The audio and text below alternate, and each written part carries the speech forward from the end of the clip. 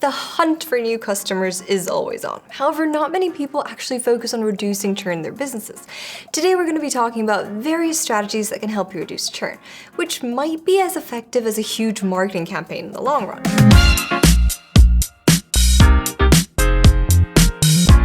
What is a churn rate? So churn rate is a metric that shows the percentage of customers you lose when their subscription expires or they stop using your product. Think of calculating customer churn rate as checking the health rate of your business. Churn rate is a great indicator for any subscription-based business. It's used by telecom companies to see if enough people are using their phone services. SaaS companies use it to check if their user base is growing and if users see value in the software. And if you want, let's say, your subscription-based business to grow, then the number of customers you get every month needs to be higher than the number of customers who churn.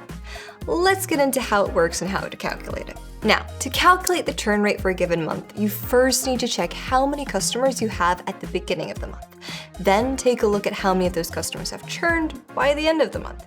Once you have both numbers, divide the number of churned customers by the number of customers at the beginning of the month to get your basic churn rate. Multiply it by 100 to get a percentage. This is the most basic approach to measuring a month-to-month churn rate. You can also calculate your annual churn rate the same way. Look at the number of customers you had at the beginning of the year and then check how many of those customers left during that year. So let's try it out. Let's say you have a subscription-based business. Most subscription-based businesses allow for a minimal subscription of 1 month. We're going to be calculating the churn rate for a given month. There are a few key questions we want to know the answer to before we start putting it into the formula. Number 1, how many customers did you have at the start of the month? We'll go with 3,000 customers. Number 2, how many customers did you lose this month? We'll go with 70 customers. So now that we have the answers we need, let's go see the formula.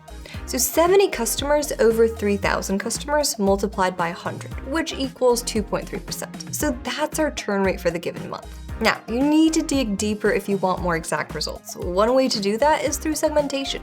If you're interested to learn more about that, then leave a comment down below and we'll make a separate video on it. For now, let's see what factors affect the churn rate. So, the churn rate allows you to look at the immediate results of your actions. How much of it can be attributed to different factors is a whole new ballgame. You can never say that an increase in churn is the result of this or that. It's always more or less an educated guess, unless you're doing in-depth research. Some of the most basic factors that may influence churn rate are: number 1, customer satisfaction. The more satisfied customers are with your service, the less likely they're going to leave when something goes wrong. Number 2, exceeding customer expectations, going the extra mile and providing something extra for the customer. Number 3, switching costs. The more expensive it is to move to a competitor, the less likely a customer will move. This counts for both the implementation costs as well as the staff training costs. And number 4, value. If you fail to show enough value to your customers, they won't be able to justify paying for your product. When working with these factors, it's hard to say what you should consider an acceptable level of churn, depending on the type of industry you're in or the customer base you have, so B2C or B2B. The optimal churn rates will vary. There's one golden rule that applies to all companies, and that is that a negative churn rate is your end goal. It's that magical fairy dust that I've been talking about in my other videos. So let's see how you can decrease your churn rate. Now, these tips and tricks that I'm sharing with you are from our own trials and errors. We tried multiple ways of decreasing churn at LiveChat over the years. Some of them worked out better than others. We learned that fixing the churn rate is a process. You can even call it a collection of processes.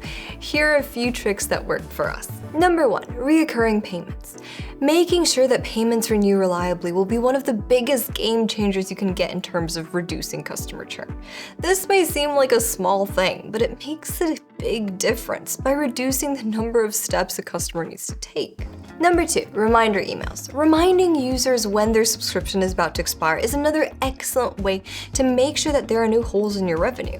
An email stating that a user's account will expire in a couple of days will be enough to get some businesses to add their credit card details and make a payment.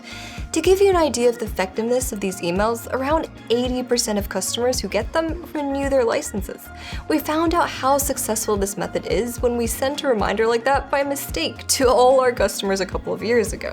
Most customers had already paid for their licenses. Many of them still came to our website to make sure their payments went through and that they didn't need to renew them yet. Number 3, increasing the dunning period. Another simple fix for your churn rate is adjusting the dunning period.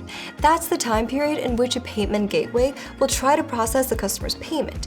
It's usually a set number of days, after which the payment gateway will stop trying to process the payment and then will mark the customer's account as expired. We initially set it to 9 days.